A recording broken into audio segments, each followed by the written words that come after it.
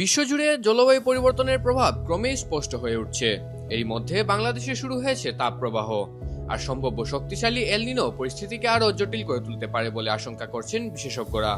আবহাওয়া অধিদপ্তরের তথ্য অনুযায়ী দেশের 40টি জেলার উপর দিয়ে মৃদু তাপপ্রবাহ বয়ে যাচ্ছে এবং আগামী কয়েকদিনে তাপমাত্রা আরও বাড়তে পারে। বিশ্ব আবহাওয়া সংস্থা সতর্ক করে জানিয়েছে, চলতি বছরের শেষার্ধে শক্তিশালী এল নিনো সক্রিয় হওয়ার সম্ভাবনা রয়েছে। এর ফলে বাংলাদেশে দীর্ঘস্থায়ী তাপপ্রবাহ, কম বৃষ্টিপাত, খরা এবং পানি সংকট দেখা দিতে পারে। বিশেষ করে কৃষি, খাদ্য উৎপাদন ও জনস্বাস্থ্যের উপর এর নেতিবাচক প্রভাব পড়ার আশঙ্কা রয়েছে। বিশেষজ্ঞরা জানিয়েছেন, বর্ষা বিলম্বিত হলে আমন ধান সহ বিভিন্ন ফসলের উৎপাদন ব্যাহত হতে পারে। একই সঙ্গে তাপপ্রবাহের কারণে হিট স্ট্রোক, পানি শূন্যতা ও অন্যান্য স্বাস্থ্য ঝুঁকিও বাড়বে। তারা তাপপ্রবাহকে প্রাকৃতিক দুর্যোগ হিসেবে স্বীকৃতি দেওয়া, আগাম সতর্কবার্তা জোরদার করা এবং জলবায়ু সহনশীল অবকাঠামো গড়ে তোলার উপর গুরুত্বারোপ করেছেন। এদিকে সরকার নগর বনায়ন ও বৃক্ষরোপণ কর্মসূচি জোরদার করার উদ্যোগ নিয়েছে।